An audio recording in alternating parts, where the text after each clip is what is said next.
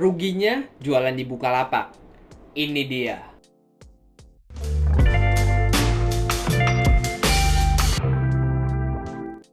Oke sellers, untuk alasan pertama kenapa jualan di Bukalapak itu ada ruginya, itu karena terjadinya perang harga. Oke sellers, perang harga ini sebenarnya ada beberapa penyebabnya ya. Dan salah satu penyebabnya itu emang dari Bukalapaknya, dari algoritma dan dari sistemnya. Nah, ketika kita searching beberapa kata kunci tertentu ya, di sini kita searching beberapa kata kunci tertentu di search engine Bukalapak, dan ketika produknya sudah muncul di sana ada beberapa daftar produknya. Dan tentunya ketika kita scroll di sana ada beberapa produk yang sama dan ditampilkan juga harganya. Jadi di sini terjadinya perbandingan teman-teman. Oke sellers, nah perbandingan harga ini yang menyebabkan perang harga. Karena di Bukalapak itu ketika kita searching beberapa produk tertentu, itu kan harganya dibandingkan kan? Dibandingkan, jadi itu adalah awal mula dari perang harga. Tidak bisa dipungkiri ya, marketplace lain seperti Shopee, Tokopedia, ataupun Lazada atau marketplace lainnya itu juga terjadi perang harga kan? Karena sistemnya itu sama teman-teman, sama-sama marketplace. Jadi perang harga tidak bisa dihindarkan. Nah, untuk cara keluar dari perang harga itu sudah saya buat ya untuk videonya. Untuk kalian yang ingin tahu untuk cara keluar dari perang harga di marketplace tentunya khususnya di Bukalapak, kalian bisa lihat videonya di pojok kanan atas di sini ataupun di sini. Kalian bisa lihat di sana. Tapi kalau kalian ingin terus-terus perang harga, ini kan sangat merugikan kan bagi penjual. Menurut saya itu tidak sehat teman-teman. Jadi ada beberapa teknik tertentu untuk keluar dari perang harga. Video tadi adalah solusinya. Oke, jadi kayak gitu untuk kerugian pertama. Oke sellers, alasan kedua kenapa jualan di Bukalapak itu ada ruginya itu karena keuntungan makin tipis. Duh, kalau ngomongin keuntungan makin tipis, jadi lemes nih.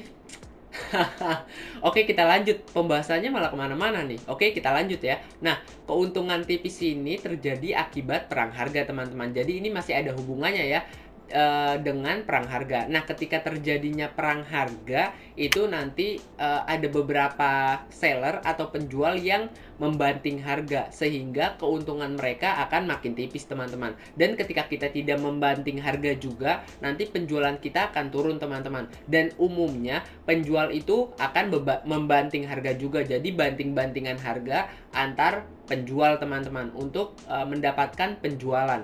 Nah, jadi kayak gitu ya. Nah, dengan begitu pihak penjual akan dirugikan dan pihak pembeli akan lebih diuntungkan, teman-teman. Jadi keuntungan makin tipis ini menurut saya ini adalah kerugian sangat besar lah bagi penjual. Oke, jadi kayak gitu ya. Nah, Shopee itu adalah salah satu marketplace yang bisa dibilang keuntungannya agak sedikit kecil ya, karena persaingannya sudah semakin ketat, teman-teman. Nah, kenapa saya bahas Bukalapak di sini? Karena Bukalapak menurut saya pribadi itu memang persaingannya nggak terlalu ketat seperti Shopee ya, tetapi Bukalapak ini memang ada perang harganya, teman-teman, tapi belum terlalu parah. Oke, jadi kayak gitu ya. Itu adalah kerugiannya, yaitu keuntungan yang makin tipis. Kalian ngerasain juga nggak untuk keuntungan yang makin tipis ini? Oke sellers, untuk alasan ketiga kenapa Bukalapak itu ada ruginya itu karena tidak dapat database secara lengkap. Bang, database itu apa sih bang? Oke sellers, database itu simpelnya adalah data dari pembeli kita. Nah, data tersebut ada banyak ya rupanya. Ada yang berupa nomor telepon, nomor WhatsApp, email, atau sosial media tertentu dari customer kita atau pelanggan kita, teman-teman. Nah, jadi kayak gitu ya. Bang, apa sih gunanya database?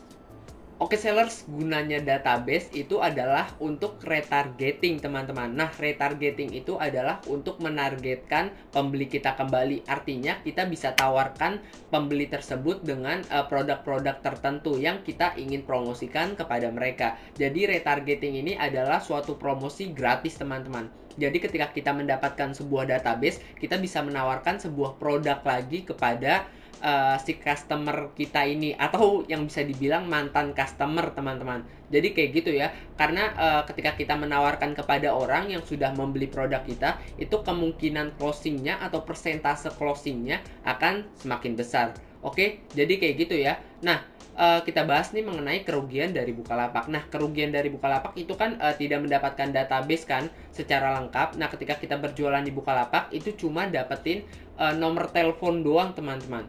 Nah, seringkali ini juga berupa nomor WhatsApp ya. Tapi sosial media ataupun data lainnya dari customer atau pembeli kita tidak bisa mendapatkannya, teman-teman. Seperti IG-nya, FB-nya, ataupun sosial media lainnya. Kita tidak bisa mendapatkan, cuma nomor telepon aja, teman-teman. Jadi kayak gitu ya.